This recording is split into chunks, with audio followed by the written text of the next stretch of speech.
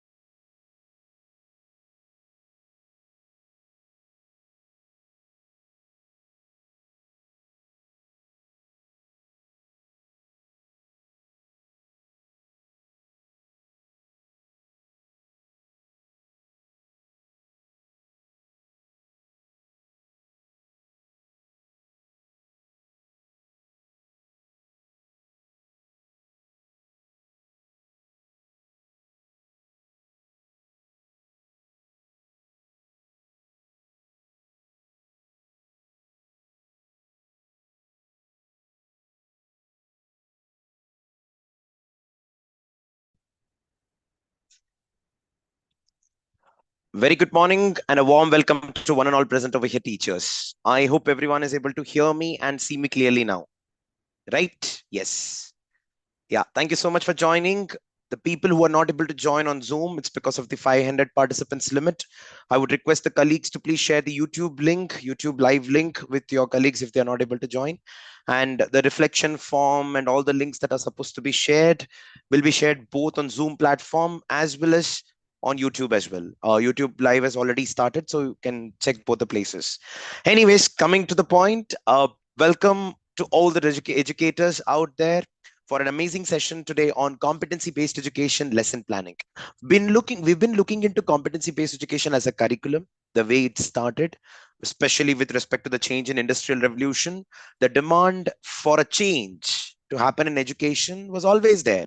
It's just that right after technology got improvised, like right after 90s and 2000s, the speed at which the education system was changing was comparatively way slower than what was happening at the industry, basically technology.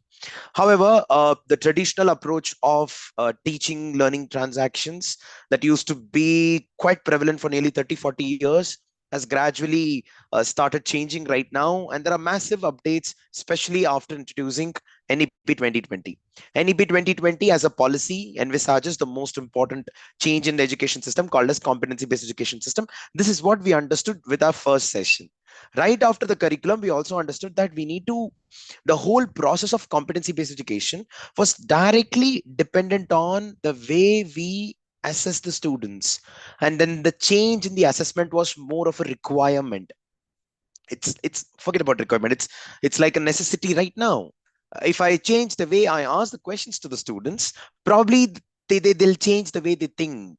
So the questions like definitions, anything related to understanding or remembering, which is more oriented towards rote learning, got changed to questions on analysis, something with respect to interpretation, evaluation. So these were some of the competencies that people started looking into, and the major change started happening after changing the assessment pattern. And I think you're able to realize that. In fact, the students whom you felt that they're really good at a particular topic, they did not score really well when the same topic was asked in the form of competency based assessment pattern. And that's what we saw in the last week. And now, in order to address that gap, with respect to how to answer the questions of competency based assessment, it directly depends on the pedagogy, the way you teach in the class. And that's what we are here today, competency based lesson planning. We'll continue on the same series, and in the next Super Sunday workshop we'll talk about again competency based education, but more from personalized teaching learning strategies. I would prefer to call it as personalized learning strategies, PLS. Yeah, that will be the next Super Sunday workshop. And in order to know the Super Sunday workshops details for all the teachers who have joined for the first time, you can visit the superteacher.in website, and over there you will see upcoming event section. Let me quickly share my screen and show that to you right now, and then we'll quickly begin. And this is how it looks like. I hope you're able to see the screen in 3, 2, and yeah, it should be there. So this is superteacher.in website, and on that you can click on upcoming events. And the moment you click on upcoming events, you will get to see all the programs that are going to start at Superteacher, everything for students and the teachers. So there's a program on continuous professional development program only for the teachers. Interested people can participate. It will start from 16th May. The details are given over here. Right after that, so the personalized learning strategy, PLS, it's going to be the next Super Sunday workshop, 12th May 2024 at 10 a.m. So you just click on join and you can join that session as well. And finally, competency-based education lesson planning is something that's happening today that is also visible over here. So regularly you can come to this particular location, upcoming events of Super Teacher website, and check what's going to happen. This will get updated pretty much by Monday, Tuesday of every week. This time we were able to update it because we were already in the plan of doing it since quite a long time. And all these things, yeah, some are free of cost. The CPD programs will come at a certain cost. Some teachers have already joined it, so you know about it. So anyways, let me stop share the screen and then quickly address the topic of the day. Yeah, so the topic of the day today is the lesson planning, right? Teachers, we have lesson planning as a concept, is very important. And I think it is the most irritating job for every teacher out there. I've heard from teachers that apart from anything else, forget about the peer pressure that I have with my fellow teachers, forget about the pressure that I get from the management or the principal or the HODs. The most irritating pressure that I get is to prepare the lesson plans. If you agree with that, you can put yes. If you don't agree with that, you can put no. If your principal is there in the batch, in the session, probably no is a better idea right now, right? Okay, fine. Coming to the point. So with respect to lesson planning, why is it an irritating point? Because that's too much of information. Like multiple people come up with their own strategy. Today, I'm here to tell you, these are the components that's supposed to be there in the lesson plan. So whom to follow, why to follow, and all these reasoning is going to become kind of confusing to your brains, right? It's quite not necessary. But what exactly is lesson planning, and why is it considered to be one of the most important aspect? See, LPs or lesson planning could be considered to be the most charming aspect of any teacher's life, unless and until there's no control over it. So when we talk about lesson planning, and if you think that this is how I'm going to teach this chapter to my students, you put that on a piece of document and you show it to the principal. And if your principal is convinced about it, or if the management is convinced about it, then no problem. That lesson plan could be considered to be the most ideal and perfect. Everything can be smooth. But this is where the problem comes. Not all the people or all the teachers, when they come up with their own way of writing or conducting a particular class in the piece of a document called as lesson plan, they might not be right all the time. So there are multiple ways with which we all learn, right? As a teacher, in fact, it is also mentioned in the National Curriculum Framework that a teacher can learn mainly in three methods. A teacher can learn mainly in three methods. The first one, a teacher can look into another teacher's classes. Let's assume Nandini ma'am is quite an experienced teacher in the school, and Adarsha has just joined the school. Nandini ma'am is teaching, and the principal told Adarsha, please go and watch what Nandini ma'am is doing. Now, in this process, Adarsha is going to take down notes the way Nandini is actually taking the classes, and she's getting inspired. Oh, wow, this is a great idea. This is nice. And she's going to jot down all the pointers and she's going to apply that in her class. This is called as shadowing. I think you know that, right? So this is the first method of learning. Very simple. It could also come under the category of buddy observation. Yeah, you're right, Salpa ma'am. Now, when we come to the second way of learning, some teachers say that, no, I don't want to get influenced with other people's teaching strategies. I want to do myself. Let me try myself. So immediately this particular teacher goes, let's assume this teacher to be say Manjula ma'am, and she's going to the class directly and she's starting to teach her subject, whatever it is. Now, during the process of teaching, she realizes that for some aspects of her teaching, the students are very responsive, but for some, they're actually not that great. So what she'll do is when she comes to the next period, she will understand based on the feedback from the students if that particular method was right or appropriate or not. And in the next class, she's going to improvise on it. It's completely self-learning. A teacher is going to take her own choice, understand, and then reciprocate based on this. Now, this has got a very good advantage that whatever we learn, it is on the field during the practice. And when we do that during the practice, the learning remains for a longer time rather than looking at somebody else. Now, this doesn't mean that the first method is inferior and the second is superior. No, it doesn't mean that. It's just depending on the teacher's style of learning things can be set. Now comes the third category. This is really important. The third category is the way a teacher learns with respect to the theories and concepts that are already existing, written by great personalities. For example, Dr. APJ Abdul Kalam said that whenever we learn something, there has to be an experience of it. And then came experiential learning, became one of the most important. Now, somebody might be really having Dr. APJ Abdul Kalam as the inspirational or motivational person in their life, mentor sort of. Yeah, so you can actually get the learnings from them, or else it could be Dr. Benjamin Bloom, who said that whenever I start teaching someone, let me begin with the most basic, let me make them remember the things when by making them understand, and then let me gradually take up the learning hierarchies. He mentioned that for assessments as well. So looking at the theories, or it could be Piaget as well. Rabindranath Tagore has written so many teaching learning strategies in some of his books. Multiple people have done. Now you can consider these people to be a role models or inspiration, and from there you can take it up and start your teaching. So these are the three methods. First, observe another person, basically your senior or whoever it is, and then get inspired and make your teaching. Second is completely on the field. You go do the work and execute it, as simple as that. The third comes under the category of the role models. So some people have already written it, they've put down on the paper, this is how a class supposed to be, and you follow that. These are the three major methods with which people can improvise. Some people are really good at having all the three in their life. Sometimes they want to go and visit the teacher, sometimes they want to try it on their own, sometimes they would like to use the prescription. Most of us fall under this particular category, right? So my point over here is, teachers, what is the guarantee that our teaching methodology for that particular point is going to be the most appropriate? There is no guarantee of that. When there is no guarantee of what we are going to do is going to be the best or not, who is that authorizing person saying that yes, your method is right? There's nobody. It could be the principal at times, and when the principal says that no, no, no, this is not really right, then you have to change it. So lesson planning, as per competency based education, if at all you are an expert in competency based education and you've been doing it for the last 3 4 years, and you're there at a level where you can suggest changes for competency based education from concept perspective itself, then yes, you can make your lesson plans and execute it and even tell the other teachers that this is how it is supposed to be. But until that particular time, we are all bound with some rules stating that let me have some uh, ready-made theme, let me have some ready-made template based on which I can work on my lesson plan. I hope this is clear.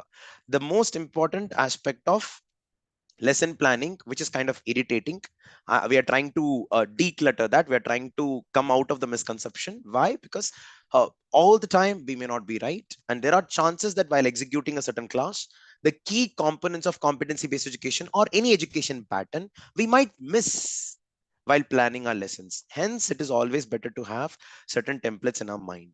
But having a template in our mind before having a template with given by some given by somebody else to us, it's very important. So in case if you do not have any picture about competency based education and you're simply using somebody else's template, that is going to give a lot of stress while executing the lesson plan. So if at all you have a picture, I know competency based education up to a certain extent, this is what it is ideally supposed to look like, let me try to adapt to it and let me also have a look. So this will be kind of a balance. And the day when we are becoming an expert in that particular education system, and even if you're given with a lesson plan, that is going to be the word charming activity, interesting activity of planning the lessons. Every period of your life you're addressing nearly 40 students, for the complete academic year. Just remember that their competencies, their expertise, their interest in the class, their skill sets, their knowledge of whatever concepts you're going to talk about is dependent solely on only that particular teacher. And that is the reason the management, the education system is very, very serious about lesson planning. We plan to go on a trip on a summer vacation, right? You remember the itineraries that you look into. You also look into the kind of destinations that you have to go to. There is so much of planning happening for personal benefit, right? Remember, our lesson planning in the class is going to be beneficial for the future of each and every child that is sitting in front of us. And that's the reason this is kind of stressful, hectic, and sometimes little painful, but most times quite a fun activity.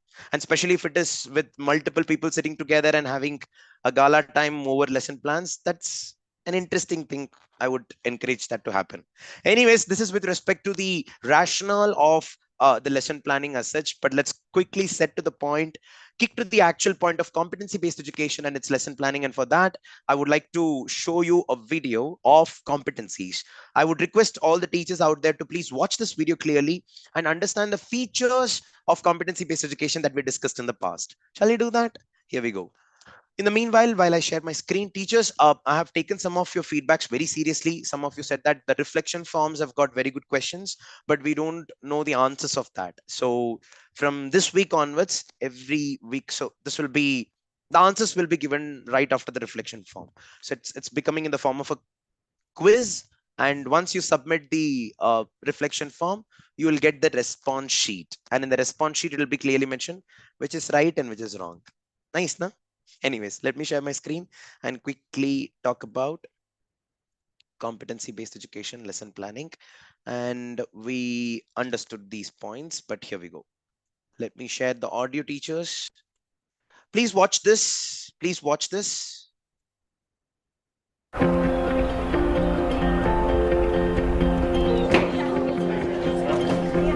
As people are willing to buy more, they're making more and they're charging more for it. How does that relate back to our free market principles? As demand goes up, supply goes up. Because we assess student mastery of competencies, we have a better understanding of exactly what the student can do. It's a more equitable system for assessing student understanding, and it also puts the ownership of the learning into the kids' hands. You're being assessed on competency number 3, presentation of learning.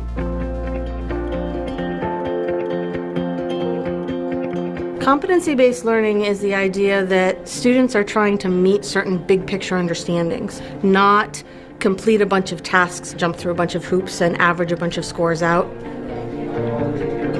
want to make sure that you guys are aware of the competencies. The competencies are anywhere between 5 to 7 statements that say these are the focus areas for this course. This is what you need to demonstrate that you know to have mastered this course. The most fundamental shift an individual teacher can make is to just take those traditional categories you used to have in your gradebook, quizzes, tests, homework, and shift them to the enduring skill sets and habits of mind for your discipline. We're gonna have like 2 of each. And the kids, because that's how they're being assessed, start to think about things a little bit more in terms of the enduring understandings you're trying to get at. Good morning. I'd like you to start working on your project today. It goes with competency 2. It is over here on the walls. I think the competency-based approach is better because it gives students the ability to demonstrate competence in a variety of ways. In economics class, the competency that we are demonstrating is supply and demand systems. So they charge $100, $200, $300, up to $600 for it because it's fairly cheap to make them. We have individual freedom when it comes to the work that we can do. We can do a test, or we could do a project, either like a PowerPoint or a poster. So you're still set on this SpongeBob idea? I had 2 students who have been hounding me about a SpongeBob episode. He has to buy the chocolate bars and has to buy bags to carry the chocolate bars. Is that part of the episode? Yes. The whole episode really talks about how there's different ways of selling things. There's different styles of how you sell them. So your product that you're going to focus on are the chocolate bars. They believe that selling chocolate bars demonstrates the concepts of demand and supply very well. Consumer tastes and preferences definitely demonstrate. Right. So I challenged them to create a series of graphs and then analyze each graph and look at that interplay of demand and supply and the prices. What could you look at? Preferences. Okay. And then like the number of sellers. I'm not a very good test taker, but with the project we're able to say this is what I need to do and this is what I need to work on, rather than just trying to cram it all into our minds. So it sounds like you've got 2 ideas, but we need to come up with 2 more. Okay. Choice allows them the opportunity to be cognizant of their learning style and how they learn best. We'll continue with this tomorrow. Have a good day. Ladies and gentlemen, when you start to think of your procedure from the lab, remember you are in charge today. Since this is completely our decision how we do it, we have to write our materials, procedures, all that stuff that we did. The whole idea of competency-based, it puts ownership in the students' hands to demonstrate that they were able to master that particular competency. As close as you can. You can have one area of the room on something that other students have already finished. Sitter's right here. Sometimes you'll have in a different corner students going back to revisit something. Which one's this? Sugar, and then this is NaCl. They have to meet each competency. Procedure 1 was get the chunks of candy. So they could do a really good job with the concept, but not do a really good job with their science process. They don't redo that assignment. But in the next lab that we do, maybe that student does a formal lab report. Yeah. Or they could take a written test instead. They could do an essay on something. You don't just move on with a big gap in your understanding. We don't let you do that. Because you're assessing the student in a way that fits the student, Excellent. Good job. you're getting a better assessment of where the kid really is. You have your prize, and then you have like the supply. Competency-based education is just, in general, much more fair for every student. Ready? Go.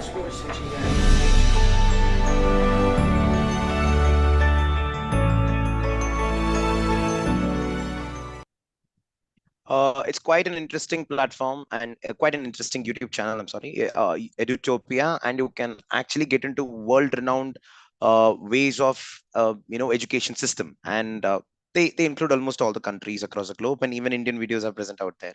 So this particular part of competency-based learning, where they focus on per se the mastery of learning. Now, every country has got their own definitions of competencies. Some call it skill-oriented education system is called as competency. Some call proficiency oriented education system is called as competency, or mastery for that matter. But what's really common in all these things is that the focus is on an individual. Now, looking at the scenario of the video just now, most of us will have in the back of our mind that now here hardly there are 10 to 15 children, and hence this is quite possible.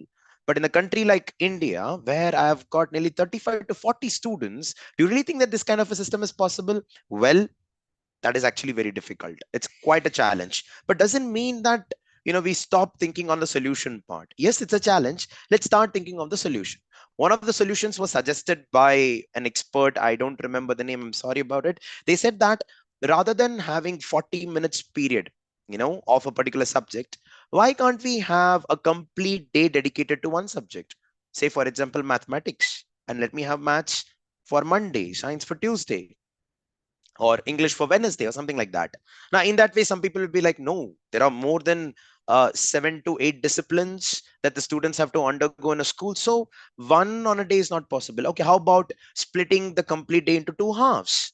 Let me have morning 8:30 to say 11:30, I have got mathematics.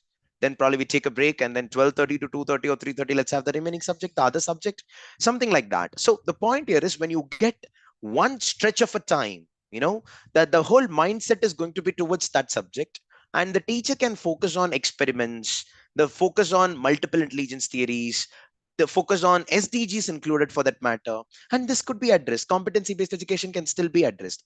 Some students might not want to be assessed in terms of written exam. For example, 2 hours, I'm not able to show my competency by writing, but I can show my competency by presenting my work, by probably conducting a project work, something like that. Now, this is quite a possibility which competency-based education suggests. And if you have the time like that, probably it could be worked out. So these are some of the ideas which people come up with in order to encourage competency-based education. And this directly reflects on your lesson plan. So one of the key aspects of competency-based education lesson planning is the duration of a particular topic. Ideally, according to competency-based education system, you should not mention how long it's going to take for you to complete the chapter. For example, if I say learning linear equations in 2 variables, now that's a chapter that I have to complete with the children. Now, linear equations in 2 variables, according to the timetable, you've got 7 periods to complete. A maths teacher, 7 periods to complete, and you're working on that, but you're not sure about if all the students have understood the topic or not within that 7 periods. Does that mean that you're actually incorporating competency-based education? No, because according to competency-based education, it's important for us to give time to each and every product over there, each and every student over there, in order to complete that particular chapter. I hope you're able to understand, right? So with respect to those aspects, we are supposed to allow the time to flow as long as possible. Hence, ideally, a competency-based education system lesson plan will not have the duration. Please check that. Now, when we talk about lesson planning, but in India, as of now, we have not full-fledged. We are not full-fledged in implementing competency-based education. Somewhere our timetable system is still working on. Hence, in your timetable or lesson plan, you're going to mention that so-and-so chapter is going to get completed in 5 periods or 6 periods and things like that. But ideally, for competency-based education system, the lesson plans are not going to have the duration. In fact, the lesson plan is not even going to be common for all the class students. It's going to be individualized. To that extent, competency-based education lesson planning actually works. But that's not really a practical scenario as of now in India. They even mention one very nice point. With competency-based education system, traditional teachers their work gets increased at personal level. So in this case, just imagine if somebody of you, Jyoti ma'am, has to create the lesson plan for all the 40 students. Imagine the pain that she has to undergo. But that's not actually going to be a difficult task at all. According to some methodologies, we will learn about this personalized learning strategy in the next Super Sunday workshop, which is one of the key component of competency-based education system. So anyways, the point here is lesson plans, though ideally for competency-based education, should not mention about the duration, should not have one common lesson plan for the whole class. Still, at the current level of our education system, we are bound with the timetable. Hence, mentioning the duration is very important. Anyways, let me quickly show you something very interesting. Every lesson plan that we're talking about from competency-based education perspective should talk about a real life incident that creates the need for that particular chapter or for that particular learner to learn that concept. For example, what is the reasoning that you can give to the child to learn the chapter of, say, congruency of triangle? I think it's there in 9th standard, right? So congruency of triangle, what exactly is going to be the need that's getting created by a particular teacher? It's quite a challenge, right? Can somebody tell me on the chat, like for congruency, I can do so and so. Similarly, when I talk about the political system in India, the Lok Sabha has got 545 seats. Why not more? Why not less? What is the reason for the students to believe that it has got only 545 seats? I hope you are able to understand. The reasoning is the most important aspect of any lesson plan when it comes to competency-based education. Not many videos suggest about it. Not many people talk about it. But British Council document very nicely mentions this to be the learning outcomes. So while writing the learning outcome, they also mention one point that the student should be able to connect the learning, the concept, with a real life experience. Let me show you one example. You'll really like this. Can I take this? Yes, I can take this. So we have this habit of writing books, writing textbooks, and we've written curriculum from grade 1 to 10 for computer science and superimposed images. Bangles example. Wow, that's great. That's great. But these are something that they don't see on a daily basis, right? Bangles is something that they see. Cutting tools in manufacturing industry needs the congruent cutting tool blades. Very hi-fi. I just imagine there are two buildings that are identical to each other. That itself is a big congruency, right? Conducting a mock parliament with some social. That's a very good idea, Bharti ma'am. And that's why schools have this election system to elect the head boy or the head girl of the school, right? Look at this. Please look at this. You'll get a beautiful picture and quite a funny incident as well. Okay, now this is one of the chapters in our computer science curriculum called as making a machine learning model. Don't worry, I'll not get very technical in nature. So making a machine learning model, and the chapter begins with an incident, a real life incident, which is kind of mandatory in your lesson plan. And this is not going to be for per chapter. This is going to be for every period. Come up with some real life example, something that the students can actually, relate to. Congruency in real life, mobiles of same brand. That is similarity, Praveen said, right? Mobiles of same brand can have different shapes. Yeah, maybe. Anyways, you're right. So look at this. We know you were going to steal. You are under arrest. Now, this is quite funny because this is a true incident where it said that a man was in a store when suddenly some policemen came to him and arrested him. He was just standing outside. When he asked why, he was told that there was a strong evidence that he was about to steal from the shop. He was about to. The incident did not even happen. Further investigation proved that he indeed was going to commit the theft. What evidence did the police have that helped them predict his motive and nab him even before he could actually commit the crime? Let's explore. Now, this particular incident has got no clue of what the children are going to learn in this particular chapter, but that incident is all about that. So here in this case we continue. Basically this is about machine learning. We'll talk about that, and the whole chapter discusses on what machine learning is all about, blah blah blah, applications of machine learning, data rules, completely competency based education here as well. But when I come to the last part of the chapter, we conclude on the incident. Let's go and let's try to conclude that. This is Google Teachable Machine. I think some of you would have attended a session in the past. This is exactly the one. Now that we understand machine learning, let's come back to the police who prevented crime even before it was committed. Look at this incident, teachers. You can Google about it. The store was equipped with cameras which were connected to a machine learning model. So basically, machine learning model is an algorithm or is a computer program sort of a thing, which kind of learns like human being. I learn something only with multiple example. You learn with multiple examples. So when examples are more, our learning is better. Am I right?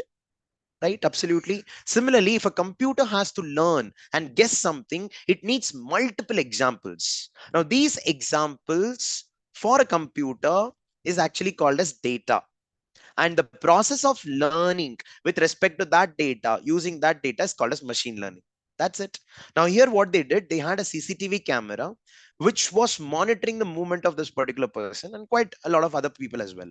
And this particular person's movements, the way he was behaving, was matching with all the other people who had actually committed the crime of theft. I hope you are able to understand. Look at this. This model was trained using a data set which included images of people with suspicious hand gestures, eye movements, behavior, etc.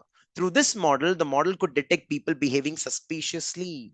The model was further programmed to observe these individuals, a program to send information to the police. The policeman could then observe these individuals and quickly deduce if he was going to commit a crime. Thus, with the help of machine learning model, the man was caught even before he could commit the crime. These models are already being utilized in many countries. For example, VAC, a Japanese startup, has developed a machine learning model which can detect the shoplifters and thieves. See, we do not even know about it, right? If you already know about it, then that's great. But yeah, this is artificial intelligence. But the point here is, I'm talking about machine learning as a concept. I'm talking about congruency as a concept, trigonometry as a concept. How about connecting that with real life? Now, most of you would say that this is already happening for the last 15 to 20 years. The beauty is all those people who are saying it has been happening already. Yes, we've been doing, we just did not know that this could fall under competency-based education. But the highlight of a lesson plan mentioning this as a mandatory aspect is only for those people who did not know that this is mandatory. I hope you are able to understand. That is the reason lesson plan is becoming compulsory by a principal to a teacher, that you might miss out on so and so particular aspect. Teachers, please remember to have this. Nice, right? So lesson plan for competency based education has got certain properties and features. In our Indian education system, certain can be followed, certain cannot be followed. But as of now, let's understand ideal lesson plan and also try to manipulate to our own requirement. Now, this will get expanded to a detailed session on personalized learning strategies in the next Super Sunday workshop. But anyways, Sadaf ma'am, thank you so much. You have been doing the same, I think even in the past as well, summarizing whatever I speak. Yeah, interesting, right? Okay, let me quickly go over here and show you the next slide, and it's going to be something like this. So it's all about knowledge, skills, and attitude. See this? KSA. Well, in case of our document, which is the CBSE document or NCRT, National Curriculum Framework, they mention about attitude as values and dispositions. Yeah, that's it, but it's not attitude.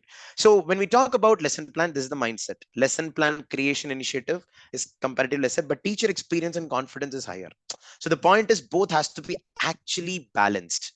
What I mean to say here is the mindset of a teacher while creating a lesson plan should be equal to the lesson plan creation initiative should be equal to teachers experience and confidence, right?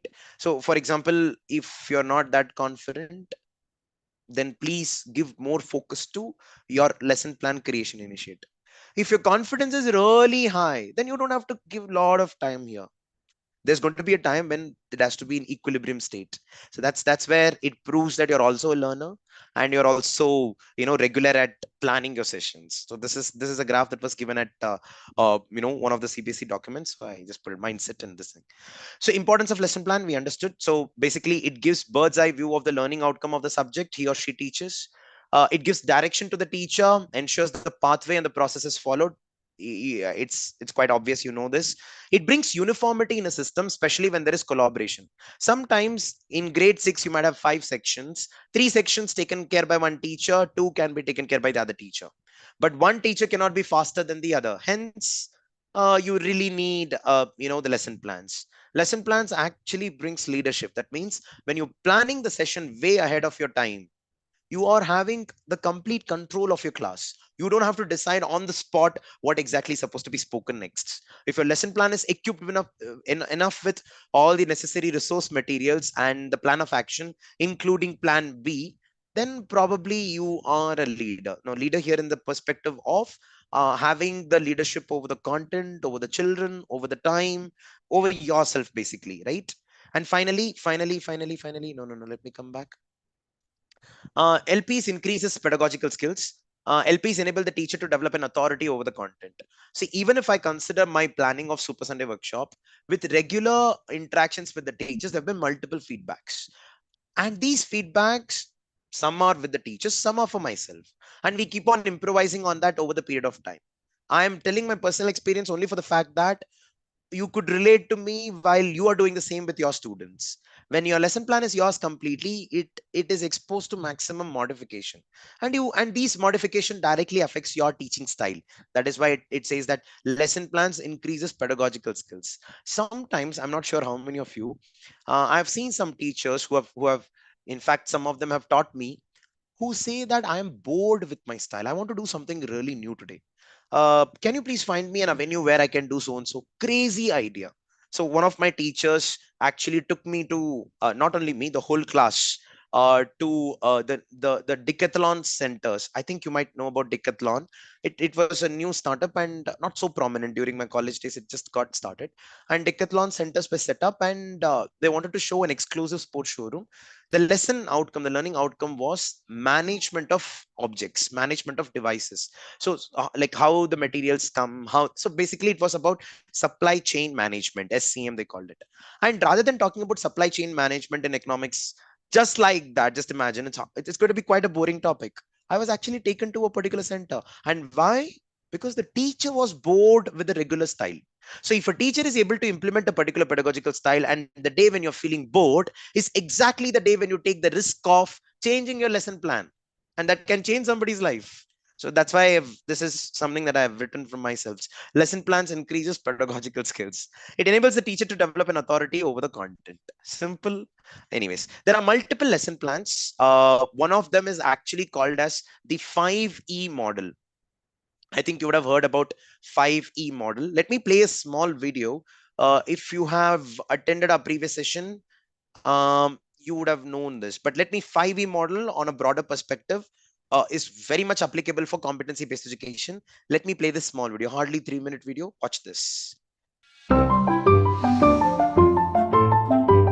Did you get it?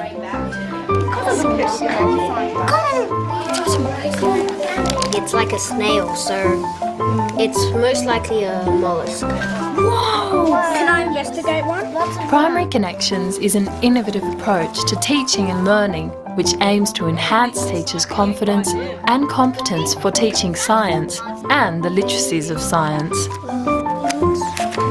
One of the underpinning principles of Primary Connections is the 5Es teaching and learning model. The 5Es offers structure. It offers students and teachers the opportunity to plan their learning, to be able to take forward an inquiry model and understand what inquiry is. It has a very good track record of showing cognitive acceleration. As a summary, it's really a sequence of reasoning for kids. It's about how kids learn and how kids think. Each unit is structured into 5 phases: engage, explore, explain, elaborate, and evaluate. The 5Es model is a learning journey for students. It has specifically constructed beginning, middle and end, which correspond to how students learn and how they develop their understandings. To me, the 5 E's is like a story. Each part of the story follows from the part before it. Each part's interrelated, connected. Everything in the web is interrelated. Like the sun goes to the wattle tree because the sun helps the wattle tree grow. If you step the children through all of the E's and you teach the unit as is published, you can actually see evidence of students thinking like scientists and using scientific language, which is very exciting. Our claim is that a flat blade is more efficient than a curved blade. In each phase of the 5 E's, students are given opportunities to represent and then re-represent their thoughts. It is through this constant representation that the development of each student's thinking and reasoning is clearly demonstrated. Verbally, I see a huge growth. In their bookwork, I see a huge growth. I can see a huge improvement in the way they articulate. On it, or was a conductor? The 5 E's in Primary Connections provide a model that will work with kids of all ages. It provides them with a set of skills they can apply to the learning across any of the curriculum areas, and that will encourage them as they move along through life to become lifelong learners. If teachers really understand the 5 E's, they will see students taking control of their own learning, and the teacher takes on the role of a facilitator and a mentor to assist students to continue to inquire. This one's changing colour. The top one's changing colour in the front and the back. Look. Teachers working with the 5 E's model and with Primary Connections definitely demonstrate an improvement in their confidence, in their personal sense of adequacy with science. You can't be a good teacher if you're not confident in what you're teaching. And that's really what the 5 E's do. They allow you to have that confidence. The 5 E's sets out quite simply what you want to achieve. I come away being very satisfied. I've done a good job teaching science to the kids. So that's with respect to the 5E model. I think some of you would have already seen this in the past, and some schools are already kind of using it, right? Already kind of using it. Well, when we talk about the lesson plan and its components, whatever I've written over here is a typical lesson plan, but let me actually show you what competency-based education lesson plan could look like from CBSE portal as well. We all know that in order to know about the lesson plans, CBSE academic.nic.in has got a link called as competency-based education resources. You can check this CBE resources. And the moment we click on that, there's this area called as teacher resources. We have already touched upon learning frameworks and what is CB and all in the last 2 Sundays. And learning frameworks also talks about NCERT learning outcome. We'll talk about this as well, and competency based framework for literacy, and they have got scientific, mathematical, and reading. Now you might ask me, like, why only 3 of them? Why not social science and the other subjects? Well, the main aspect is here CBSE is following the OECD, the Organization for Economic Cooperation and Development, their protocols and policies of designing lesson plans and things like that. So when they conducted an exam called as PISA, Program for International Students Assessment, they had these 3 sections under which the students were assessed on. It was scientific literacy, mathematical literacy, and reading literacy. Hence, these 3 things will be present. So most of the time when you look into competency-based education system that's mentioned in India, right now, it's going to be more oriented towards the PISA way of assessing the students. So let's go to the teacher resources, and under teacher resources, of course, when we design the lesson plan, the key aspect is what are we going to do today? That's it, as simple as that. Of course, today we are going to have multiple subtopics. This is what I'm going to do. I'm going to include my SDG. I'm going to include my multiple intelligence, what and all. You can do everything, but overarchingly, what exactly am I supposed to do? By the time when the period gets ended, what are the students going to take away? Now, that's going to be called as the learning objective of that particular class, right? So that's present under teacher resources, and I'll be showing that to you. So you can see that teacher resources for achieving learning outcomes. Now, the moment I click on this is going to take out a document for classes 1 to 10. I think most of you know about it. When I come down, I'll get to see all the grades along with the subjects. Mathematics class 1, 2, 5, 6, 7. They've already created the lesson plans. Let me randomly move towards one of the pages, and I'll show you Yeah, it's for all the subjects. So this is how it looks like. And well, ICSE is also working on it, teachers. So in case if there are ICSE school teachers, you need to check your ICSE portal on if these are worked out or not.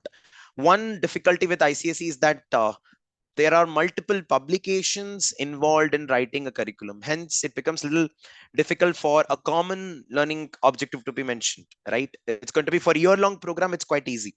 But for every period, it's going to be difficult. You need to be dependent on the publication. For CBSE, NCRT is already the primary publication, while the school can choose another, but here it's already there. So you can see that the chapter name is mentioned.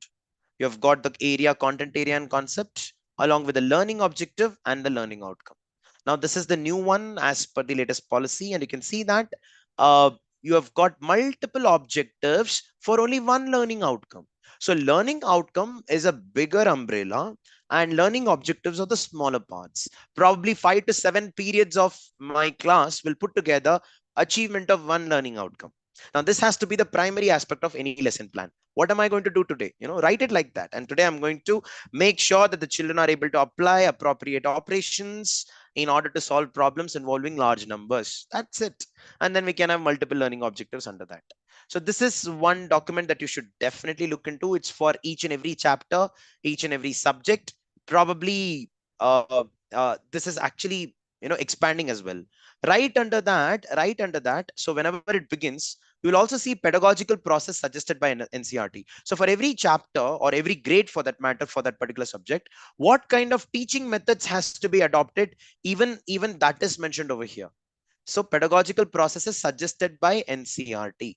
The learners may be provided opportunities in pairs or groups or individually and encouraged to provide context. Context is basically the real life context. Explore the multiplication, division, decimals, paper folding, and daily life examples. As these are competency based oriented, you can see multiple examples of real life examples. That's it. Then you have got the learning outcomes and measurement of learning outcomes, which is more of a assessment pattern. Then again, you will have the learning outcomes matched with the learning objectives. So there are three parts: what to teach, how to teach, pedagogical process, learning outcomes. The second is learning outcomes matched with the assessment of the same. Yeah. And the third is the learning outcome and the corresponding learning objective for every chapter. This is major work done. So in anyone who wants to have this style of a spreadsheet or an Excel in which you write the lesson plans and submit to your schools, take it from here. It's important. This is the place where you are actually supposed to take it from. Yeah, you'll get this link right on the Google description, or let me share it right away with you. I hope you're able to see this. Some of you are asking it. Here we go. You should be able to see this. Finally, one last part before concluding on the session today, teachers. It's on with respect to something called as, yeah, this is here, learning standards. I hope you're able to see this. Yeah, I'm not sure. So learning standards is a new terminology that's introduced in NEP 2020, and it's also present in National Curriculum Framework. It has to be. Now, according to the learning standards, there is a process of the document development, including the textbooks. I'll let you know. The first one is aims of education. The aims of education means in India, what am I trying to achieve? Yeah, so they have mentioned that this is my aims of education. Rational thought and autonomy. School should aim to develop independent thinkers who make well-informed decisions based on a grounded understanding of the world around them. Real life oriented. So this is the broad aim. So whenever I write a lesson plan, look at the beginning. It's beginning from the aims of school education. Health and well-being is another criteria. Democratic and community participation is another.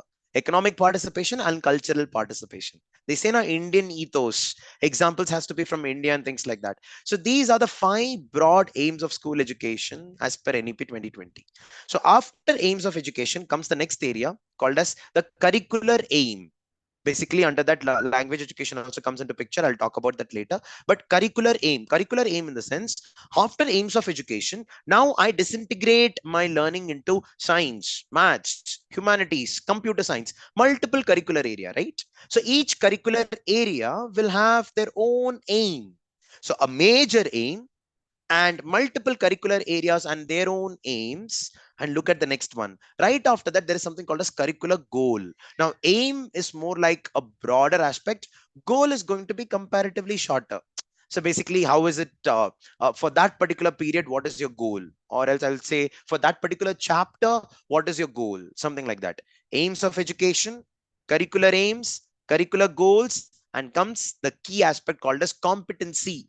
So what kind of competency are we developing in that particular chapter or in that particular period? And right after competency, in order to achieve that competency, this should be my learning objective or learning outcome that is mentioned at the last. And here we have just taken one example from the NCF document. It's there in page number 25 of NCF 2023. So you can have a reference a little later. So what is this called as?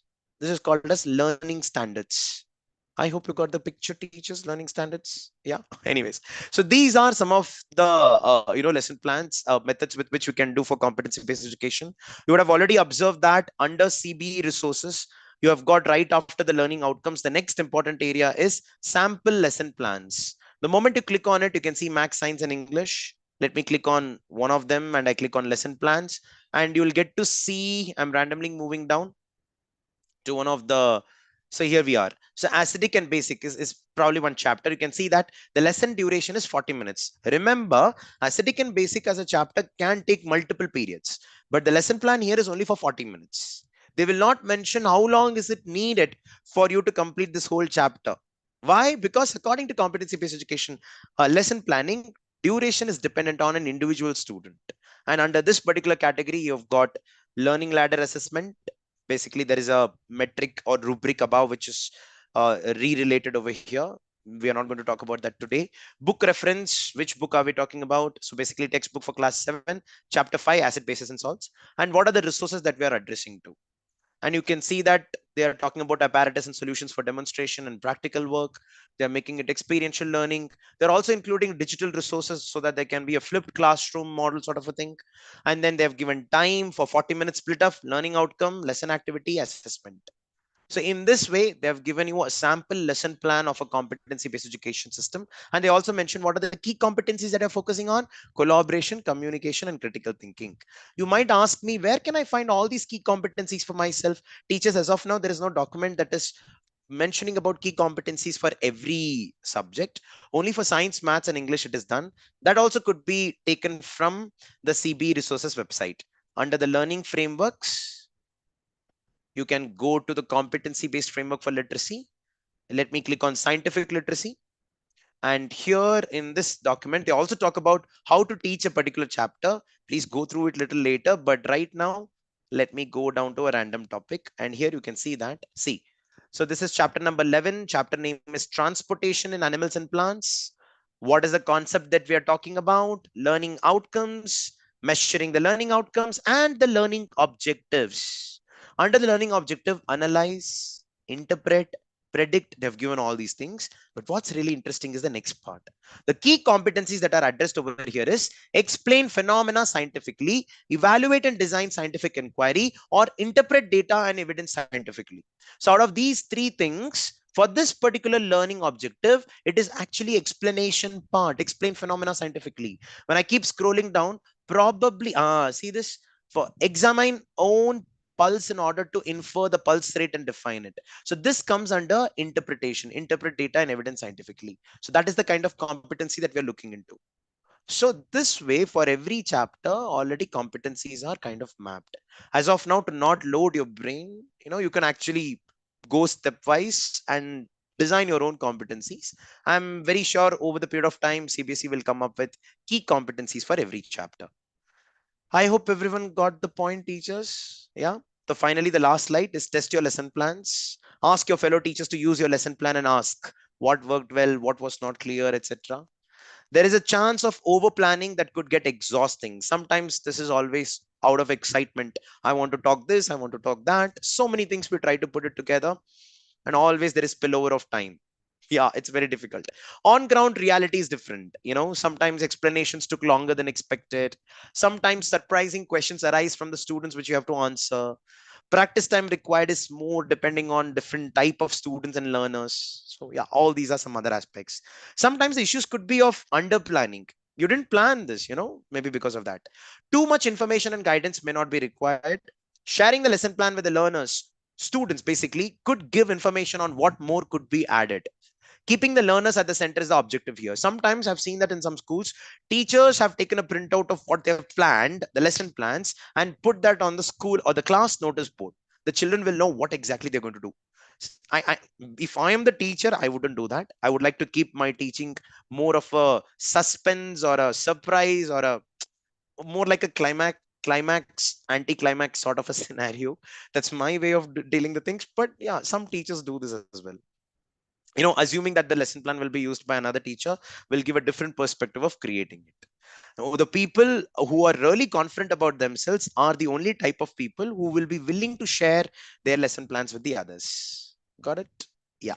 Some famous lesson plan models are 5E model, which we saw, ADDIE model, analysis, design, development, implementation, and evaluation, jigsaw model, problem-based learning, etc. So this is with respect to famous models. So anyways, that brings me to the last of the session, teachers. I would like to stop share the screen over here. Okay. Already most of you left the call. Okay. It's already 11, right? Thank you so much, teachers. Great interacting with one and all. I would request you to please keep participating on a regular basis on the Super Sunday workshops. And we'll make sure that within 1 hour, we'll try to concise as much information as possible in a really simplistic manner and order so that you can talk about it with your fellow colleagues and gain an exposure towards that. So I would like to meet you all in the next Super Sunday workshop on the topic of basically personalized learning strategies. It's an interesting topic, teachers. You should definitely join. And until then, Jai Hind, everyone. Thank you so much. If there are any questions, you can please put it on the chat and I'll be here to answer. Right after submitting the reflection form, you will get the answers of the questions as well. Thank you. Thank you so much. Thank you, Tejaswini ma'am. Charanjit ma'am, yes, I'm doing that right away. Yeah, I got that. Thank you, Purnima ma'am. It's my humble request to please pass on this information to as many teachers as possible, your friend circle, so that the people can gain out of it. And I would also be in a very good position to keep on conducting this. Yeah, misconceptions are written in the lesson plan. We should write before teaching or after teaching. I would see, there was one very famous quote told by one very experienced teacher. He said that the ability of an experienced and a skilled teacher is to exactly find where the children might ask a doubt on. I hope you're able to understand. So before even you are teaching something or the way you teach and speak, you should be able to estimate that this is exactly the place where the children are supposed to ask a question. And if at that moment, if they're not asking the question, somewhere you are not able to communicate that properly. So misconception in a lesson plan could be written as something more like a suspected misconception, something like that. If I am there in your place, I would love to do that. It's one of the most interesting part of any teaching process. And of course, you have got formative assessments happening regularly, which is diagnostic in nature. That will give you regular feedback that yes, the students have understood or not understood. It's a very good point. Who's that? Shweta ma'am. Yeah. Reflection forms are coming on the chat. Yes, teachers, thank you for mentioning that. The reflection forms will be accepted till tomorrow 6 p.m. Till tomorrow 6 p.m. as many teachers have gone for supporting the NEET duty. Yeah, all the best to all the students. I think nearly 24 lakh students are writing this. Am I right or not? I don't know, but somewhere I read 24 lakhs. It's huge. Superb session. Thank you so much, Meena ma'am. Sunipa ma'am, I could not find the link of ICC schools as of now. There's no learning outcome document as of now, which I was able to see. Thank you, Srividya ma'am. Reflection form is there on the chat. Hemanti ma'am, yeah, we'll do it. You can actually find that on the CB resources.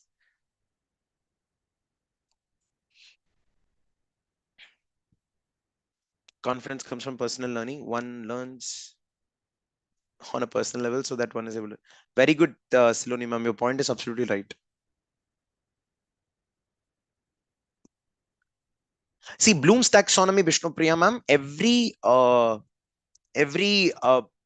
that you write, remembering, understanding, applying, analyzing, evaluating, creating, whatever, interpreting. All these things could be categorized under competencies also. So evaluating a certain thing is a competency, a key competency. So yeah, you can actually bring that into picture. Yeah, thank you. Thank you so much. Shanti Srinivas ma'am, no ma'am, I'm very sorry.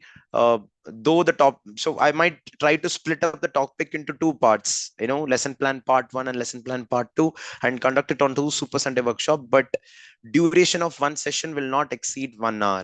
Yeah, 1 hour, that's it. It's Sunday, ma'am, so yeah. Vasudev sir, you can just search competency based lesson planning, Vasudev and Natarajan or super teacher, you will get it. Correct, Chindarani ma'am, you're right. Yes, Mahalakshmi ma'am, that's a good question. Do we have core competency standards and codes like US and UK schools? As of now, yes, on National Curriculum Framework, each and every topic has been given with an actual competency that is supposed to be developed for every chapter. Ideally, yes, it's already there. We will be touching on National Curriculum Framework once more like a revision, probably in the month of May, now only in another 1 or 2 Sundays. Let's see. Oh, that's great, Purnima ma'am. That's an interesting activity. Subject-wise groups you have. Try to have a group with all the subjects in one group. That's ideal way of executing competency-based education. Sure, Shamiksha ma'am, let's try.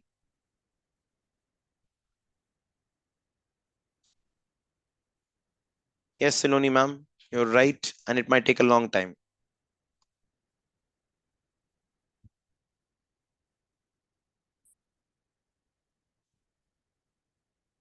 Dipchani ma'am, you will receive the reflection form ka responses to your mail ID also.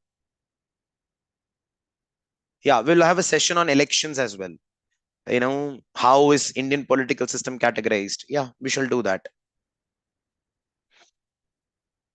Sure, Praveen sir. Let's try to get something. Oh, Unisha ma'am, that's a big word. Thank you so much. Thank you, Shweta ma'am. Basudev sir, thank you so much.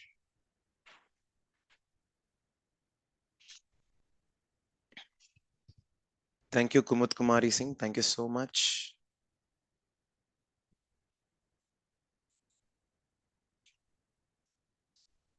Thank you, Ritu ma'am. Shaya ma'am, thank you so much.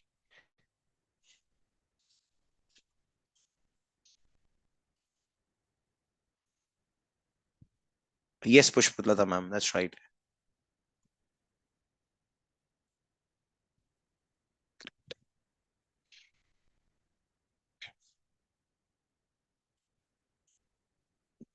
Bindu ma'am, point has been mentioned 0 for all the other responses, I think. Only for the questions, it's mentioned as 1. Yes. No, ma'am. According to the Super Sunday workshop, one of the policies, subject-wise, will not be addressed. It will be common to all the teachers every time. Shanti ma'am, you'll get that under the CBSE website. You're absolutely right, Siloni ma'am. You're absolutely right. The timing is all the problem, and that's how credit system has come. I hope it'll do some positives. Let's see. Thank you, Swapna ma'am. Thank you, Dheeraj Sharma sir. Means a lot. Archana ma'am, please look into the last session, ma'am. It was on that. It was completely on exam pattern. Thank you. Thank you. Thank you so much. Thank you, Harinder Kaur. Thank you so much.